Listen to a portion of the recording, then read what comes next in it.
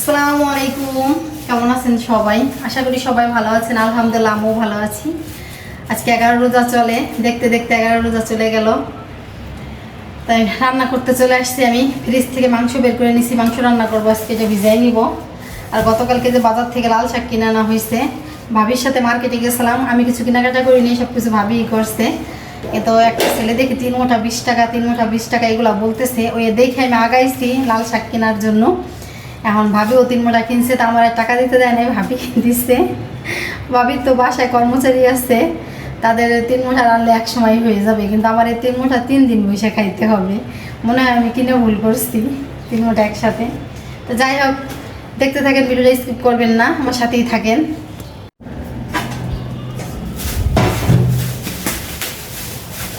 রান্না করার আগেই ফ্রিজ থেকে মাংস বের করে নিলাম। এখন ভিজায় না রাখি, পরে ভাত হয়ে যাবে, কিন্তু মাংস ভিজবে না। এমন হয় আমার, অনেক সময় এরকম হয়ে যায়। এই জন্য আজকে আগে ভাগে মাংসটা বের করে নিলাম। অনেক সময় দেখা যায় কি সুন্দর করে কাইটে ধুয়ে রাইখে দেওয়া হয়, তখন মাংস কষানো হইলে তার ভিতরে দিলে কোনো অসুবিধা হয় না। কিন্তু এই যে মাংসটা আমার সাইজ করে কাটা না, বড় বড় করে কাইটে রাখা হচ্ছে। এটা যদি রান্না করার মতো কাটতে হবে।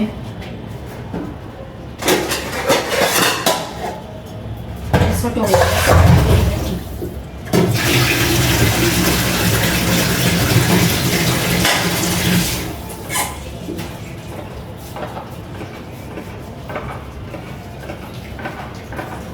এই শাকগুলো এখন বাইসা নিব, সবগুলো শাকই বাছবো, বাইসে রেখে দেবো। এখান থেকে অল্প কিছু রান্না করব।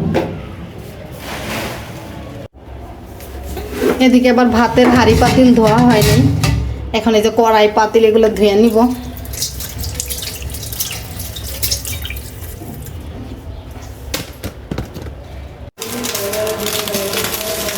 থালা বাসন ধুয়ে ভাত চড়াই দিচ্ছি। এখন শাক, তারপরে সে মশলা বাইটে নেবো, শাক বাইটে নেবো, সবজি বাইটে নেবো। সিমগুলো দিয়ে আর খেসি রান্না করে খাবো না, আজকে সেদ্ধ করে খাই ফেলাবো।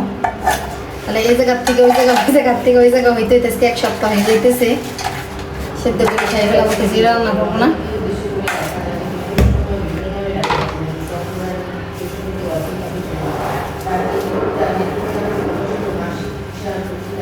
শাকগুলো দেখে মনে হইতেছে ভালোই হবে, নরম হবে।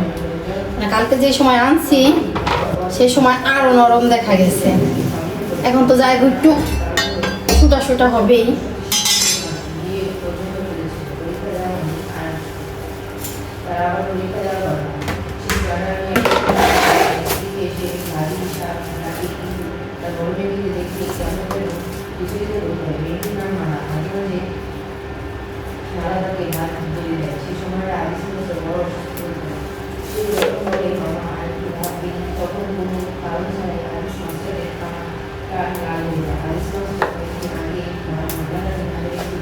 মাহিয়া, আজকে আসার সময় দোকানে শুনবি, ওই লাইব্রেরিতে জানছে নি, বুঝছো?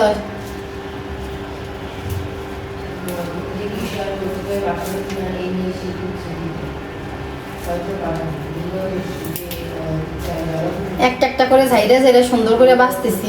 শাকের ভিতরে ময়লা ফেলা থাকে নাকি।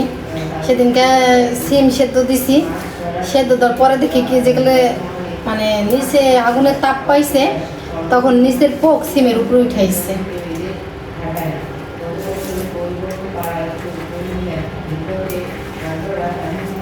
এখন রান্না করলে তাই আমাকে কত হয়ে যাবে নে, 2জন মানুষের খাবার। 3 মুঠা 20 টাকায় পাইছি, তো ভাবলাম হাত ছাড়া করবো, নিয়ে এসি। এই সবসময় 2 মুঠা 30 টাকা বেচে লাল শাক, জানেন? 2 মুঠা বেচে 30 টাকা, অর্থাৎ 3 মুঠা পাইছি আমি।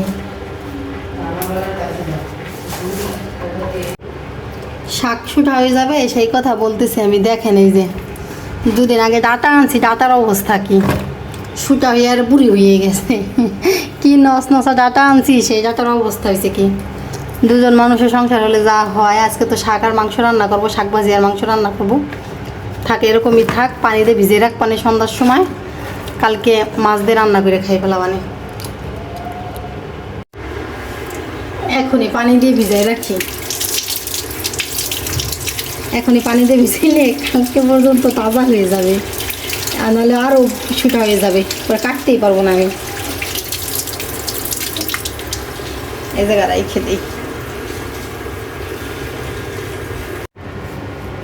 শাকের মুঠা খুইলে এই যে এইভাবে রেখে দিলাম, তাহলে নষ্টটা একটু কম হবে। আর ওইভাবে যদি মুঠা বাঁধা থাকে না, ভিতরে নষ্ট হয়ে যায়। এভাবেই ছড়াই রেখে দিই, কিছুই হবে না।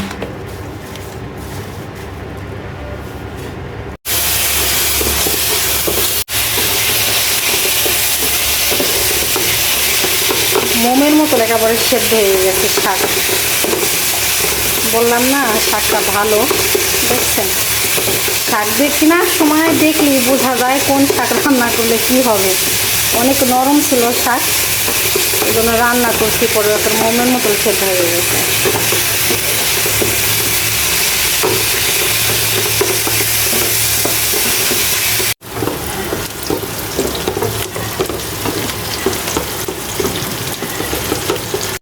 মাংস রান্না করার জন্য পেঁয়াজ মরিচ ভাজা নিতেছি, আর এদিকে মশলাও বাইটে রাখছি। পেঁয়াজটা হালকা ভাজা হয়ে গেছে, এখন এর ভিতর দিয়ে দিব মশলা, আদা রসুন জিরা এই যে বাইটে নিছি। মশলাটা আমার সুন্দর করে কষানো হয়ে গেছে, তেল উঠে গেছে। এখন দিয়ে দিব হচ্ছে মাংস, মাংস দিয়ে আবার কিছুক্ষণ কষাই নেব। সুন্দর করে কাইটে দিয়ে, সেগুলো তো কাটা ছিল না, ফ্রিজে একেবারে বড় বড় সাইজ করে রেখে দিছিলাম। তার ফ্রিজ থেকে বের করে ভিজিয়ে রেখে ছুটিয়ে তারপরে সুন্দর করে যে কাইটে নিছি মাংস। এর মধ্যে মশলা কষানো হয়ে গেছে, এখন এর ভিতরে দিয়ে দেবো। মশলার উপর দিয়ে তেল উঠে গেলে বোঝা যায় যে মশলাটা কত সুন্দর কষানো হয়েছে।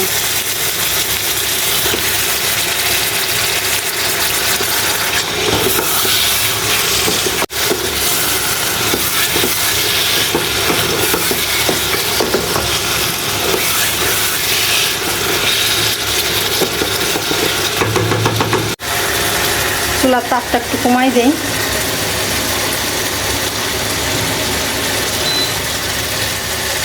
না 300-তে দিয়ে ঢাকন দিয়ে ঢেকে রাখি, মানে ঢাকনাটা দিয়ে ঢেকে রাখি। 240 দিলাম, মানে একটু কমাই দিলাম। কমাই দিয়ে এখন ঢাকনাটা ঢেকে রাখলে মাংসর থেকে অনেক পানি বের হবে।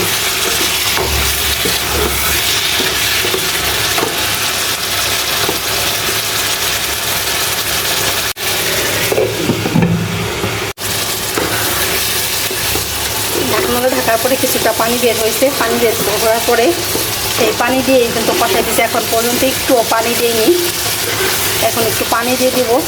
পানি দিয়ে একটু কষাই নেবো, যেহেতু কক মুরগির মাংস, এটা কিন্তু সেদ্ধ একটু সময় লাগে। পোলট্রি মুরগির মাংস দেখা যায় কি কষানোর সময় যেই পানি বের হয় ওটা দিয়ে কষাইলে কিন্তু হয়ে যায়। তো কক মুরগির মাংস থেকে যে পানি বের হয় সেটা দিয়ে তো কষানো লাগেই, তার সাথে আবার পানি দিয়ে আবার এক্সট্রা কষানো লাগে। একটু পানি দিয়ে দিলাম, এখন এই পানি দিয়েও কষাই নেব। এটা দিয়ে কষানোর পরে দিব হচ্ছে ঝোলের পানি।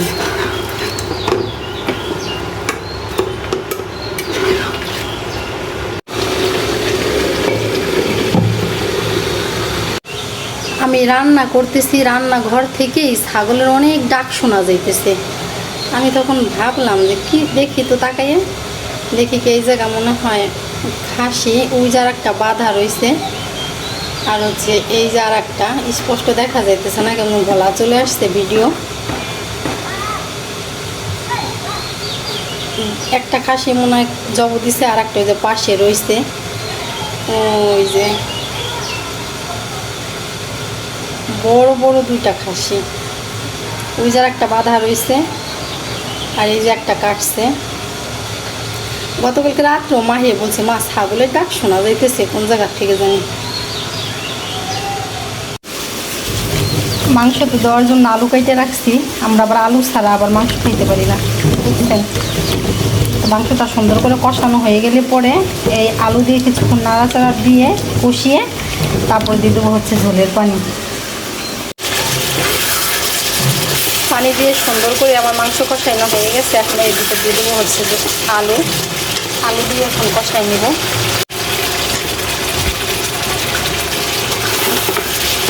আলু দিয়ে এখন বেশ ভালো কষাই নেব।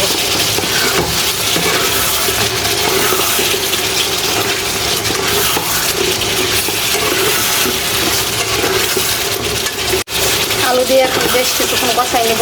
যেটুকু যে আছে মানে পানি আছে ওটুক দিয়ে মানে কষাই টানাই ফেলাবো, তারপরে দেবো হচ্ছে পানি। পানি গরম দিয়ে রাখছি, গরম পানি দিয়ে দেবো।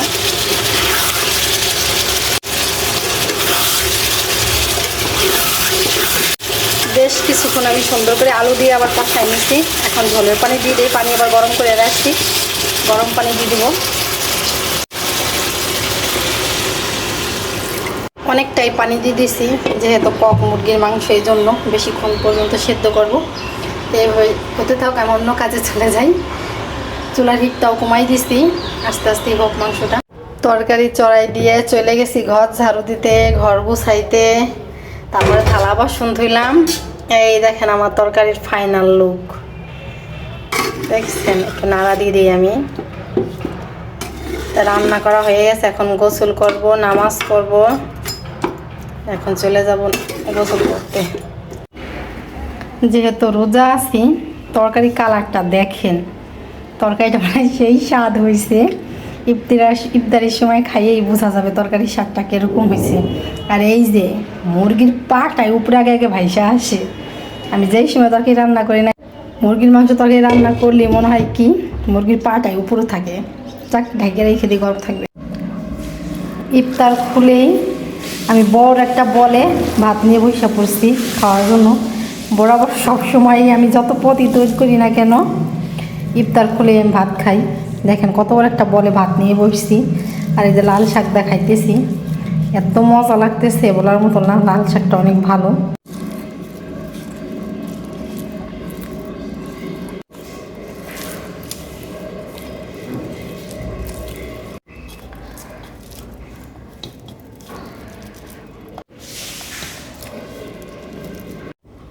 তারপরে নিলাম এই যে মুরগির মাংসের তরকারি।